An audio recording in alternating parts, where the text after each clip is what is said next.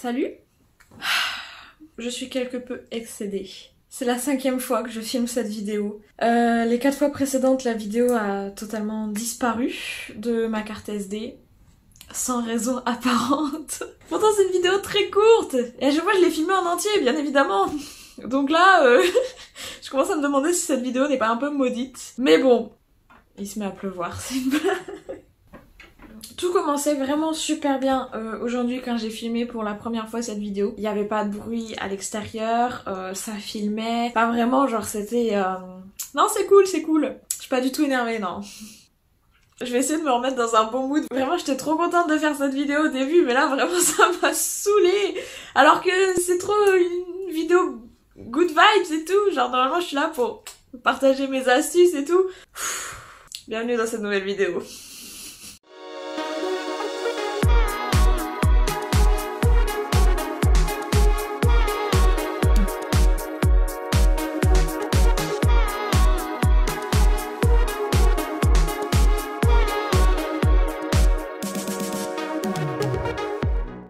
Alors, pourquoi on est là aujourd'hui? Pas pour que je me plaigne, non, ça c'est bon, c'est déjà toutes les dernières vidéos. Non, aujourd'hui on est là pour que je vous fasse un épisode 2 de ma vidéo zéro déchet. Ouais, je sais, ça fait pratiquement un an, ouais. Ça m'a laissé le temps de faire plein de belles découvertes, de me rendre compte que j'avais plein de choses chez moi qui pouvaient un peu se substituer à des objets de tous les jours ou des...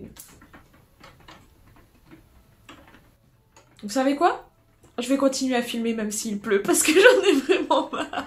J'espère juste que ça s'entend pas autant. Bref, donc je disais, ça m'a laissé le temps de faire de belles découvertes, de me rendre compte qu'il y avait plein de choses dans mon quotidien que j'avais pas besoin, surtout des trucs pour le coup très polluants et donc j'ai fait une liste de tous ces petites astuces, ces petits trucs là depuis un moment et je vais vous montrer ça un par un. Et on va commencer avec le premier objet.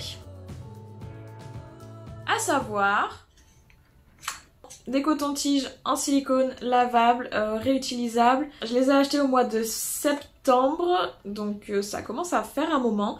Je les ai payés 12 €. Je les ai achetés en boutique physique parce que je voulais absolument pas les acheter en ligne. D'ailleurs, c'est une commerçante lyonnaise que j'adore. Je vous mettrai son Insta en barre d'infos, elle est vraiment genre adorable. Et donc ça, ouais, très grande découverte et je suis très contente parce que les cotons-tiges, on en utilise beaucoup trop à mon goût. Bon, en plus, le bonus, c'est qu'il y a aussi un côté sans picot pour tout ce qui est maquillage ou autre. Et je trouve ça vraiment super pratique, même j'utilisais le côté sans picot quand j'avais besoin de désinfecter mes piercings. Je regarde absolument pas cet achat. Donc voilà, vraiment très utile. Ensuite, je voulais vous parler de ça. Je pense que aujourd'hui on sait tous ce que c'est des culottes de règles. Très pratiques, très confortables, très économiques à la longue. C'est vrai qu'au premier abord ça peut être un petit peu cher. Par exemple, donc moi j'ai celle-là de chez Fempo. Je l'ai payée 30 € si je me souviens bien, mais pour le coup c'est vraiment mon coup de cœur. Elle est vraiment incroyable. Et j'avais pris un pack de 3 de chez Eve & Co qui pour le coup sont beaucoup plus fines et qui est tout aussi efficace. Et là je crois que j'avais payé 55 € les 3, quelque chose comme ça. Bon pour le coup la Fempo reste ma préférée, mais sur le long terme c'est hyper économique. Et puis enfin vraiment rien que pour le confort, pour moi c'est vraiment l'invention du siècle. À savoir que si le prix vous embête un petit peu, j'ai regardé et dans les grandes surfaces il y a quand même des marques qui arrivent petit à petit. Il faut juste faire attention parce que le principe c'est quand même la composition, de plus avoir de produits chimiques sur cette partie là du corps. Mais suivant là où c'est fabriqué et les composants dans le tissu, ça peut être tout aussi nocif. Privilégiez les marques françaises et les productions françaises si j'ai envie de dire, et surtout regardez bien les commentaires, les avis, parce que malheureusement il y a beaucoup d'arnaques dans ce milieu là aussi, à croire que c'est très lucratif d'avoir ces règles. Mais bon pour le coup moi je suis quand même très contente et je regrette absolument pas cet achat non plus. Alors maintenant, on va passer au troisième objet et je vais vous faire une révélation. Tenez-vous bien, je m'apprête à vous annoncer quelque chose d'assez inhabituel, j'ai envie de dire. Parce qu'en effet, il se trouve que ça fait bientôt un an que je n'achète plus de sopalin. Ouais, je sais, c'est... Voilà, il faut s'y faire à cette idée-là. Je pense qu'il est temps de se rendre compte à quel point c'est polluant et que ça sert à rien. Je veux dire, on a tous chez nous... des microfibres, des chiffons, des torchons, on a tous tout ce qu'il faut, hein. Et je parle en connaissance de cause, je suis quand même la personne la plus maladroite sur cette terre. C'est une astuce, on peut tous arrêter d'acheter du sopalin. Pour le coup, c'est quelque chose de très simple à mettre en place dans nos vies à chacun, et de très pratique et de très économique aussi. Je pense que pour le coup, c'est vraiment le conseil qu'on peut tous appliquer, ou en très grande partie. Donc la quatrième découverte que j'ai faite se présente ainsi. Et alors là, comme ça, on dirait pas, mais c'est mon dentifrice. Je vais l'ouvrir pour vous montrer si je pouvais éviter d'en mettre partout. C'est raté. Ça sent vraiment bon par contre. Voilà mon dentifrice. Alors c'est un dentifrice en poudre que j'ai fait moi-même avec ce kit de chez Aromazone qui m'a coûté 5 € et je peux faire 2 fois le pot avec les ingrédients qu'il y a dans le kit. Je reviendrai en détail sur cette histoire de dentifrice mais dans une autre vidéo parce que j'ai vraiment envie de vous en parler plus en détail plus tard. Mais pour le coup, bah pareil, pas de tube de dentifrice et surtout pas de milliards de microplastiques dans un dentifrice en pâte. Je pense que c'est une bonne alternative et sachant que ça nettoie tout aussi bien les dents, haleine fraîche, franchement que demander de mieux. Alors on continue sur Aromazone. Je sais la controverse d'Aromazone mais on n'est pas là pour parler ça. J'ai voulu tester et en plus du kit pour le dentifrice j'ai acheté de l'argile verte en vrac. Et je dois dire que je m'en veux de ne pas l'avoir fait avant. J'ai pendant très longtemps acheté des masques d'argile en tube. Bah de 1 ça marche moins bien, de 2 ça coûte plus cher, de 3 ça pollue plus. Je fais mes masques d'argile avec, je mets de l'argile, de l'eau et des huiles essentielles, avec précaution bien sûr. C'est plus efficace que les masques que j'ai déjà pu tester. Et puis là pour la quantité, j'aurais pu acheter 4 tubes d'argile dans le commerce.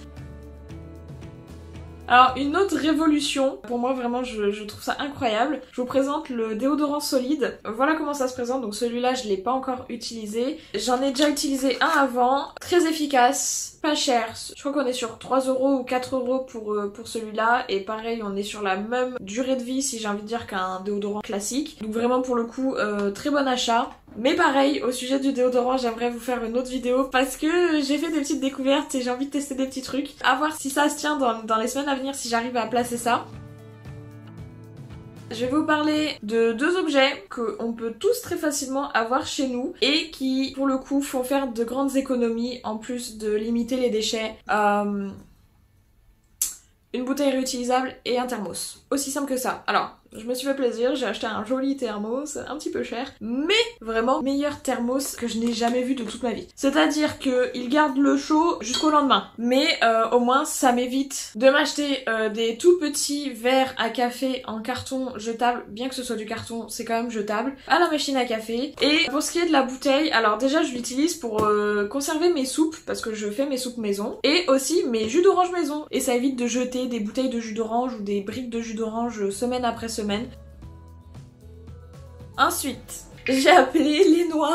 Alors c'est pas la grande forme, hein, on est sur un pot à moitié rempli. Donc qu'est-ce que ça vient faire dans la vidéo zéro déchet? Eh bien tout simplement sur les emballages, puisque j'achète en vrac. Une spéciale dédicace à ma grand-mère qui m'a fait livrer des amandes et des noix de cajou. Bah comme tu peux le voir mamie, elles sont mangées dans tous les cas. Vraiment gros point positif pour acheter du vrac, c'est moins cher et puis ça fait pas d'emballage et puis ça évite de manger des cochonneries. Une astuce zéro déchet en amène une autre.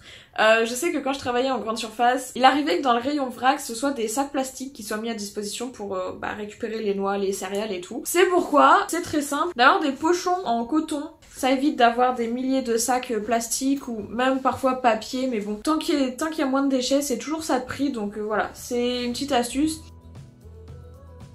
Et puisque 2 astuces zéro déchet en amènent une troisième, c'est tout simplement les tote bags, les sacs en tissu. J'en ai une quantité, mais vraiment, arrêtez-moi, il faut que j'arrête d'en acheter.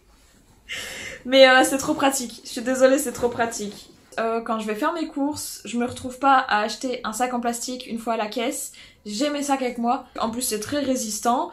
Et puis ça sert pas qu'à ça, je veux dire ça sert dans la vie de tous les jours pour tout mettre. Et enfin, il me reste un dernier truc à vous présenter. Je sais pas si vous êtes au courant, mais on est un peu au milieu d'une pandémie mondiale et donc le port du masque est obligatoire dans tous les lieux publics. Et c'est pourquoi j'ai investi un tout petit peu dans les masques lavables et réutilisables, parce que je sais pas si vous avez suivi un petit peu, mais les masques retrouvés dans la rue, par terre, enfin c'est la dernière forme de pollution, apparemment c'est à la mode. Mais vraiment je trouve ça écœurant et pour le coup c'est quand même plus rentable au final d'avoir des masques lavables puisque une boîte de masques jetables ça revient vite cher à la longue alors que là y a pas besoin d'en racheter non plus éternellement. Donc voilà, c'était la dernière astuce. Pareil, c'est tout des petites choses toutes bêtes qu'on peut tous mettre en place dans notre quotidien. Je suis pas du tout là pour faire la morale ou quoi que ce soit, je suis juste là pour partager ce que moi j'ai mis en place dans mon quotidien pour limiter mes déchets, puisque malheureusement j'en ai encore beaucoup. Donc voilà, si vous avez envie de faire pareil, si vous avez envie de mettre en place ces petites habitudes, si vous en avez d'autres à me proposer, mais vraiment n'hésitez pas, les commentaires sont là pour ça. Dans tous les cas, si ça vous a plu, c'est tant mieux, et puis moi je vais vous laisser là. J'espère que cette vidéo s'est enregistrée vraiment comme il faut. En tout cas je suis contente d'avoir pu la filmer finalement, et on se retrouve la semaine prochaine dans une nouvelle vidéo. Bye!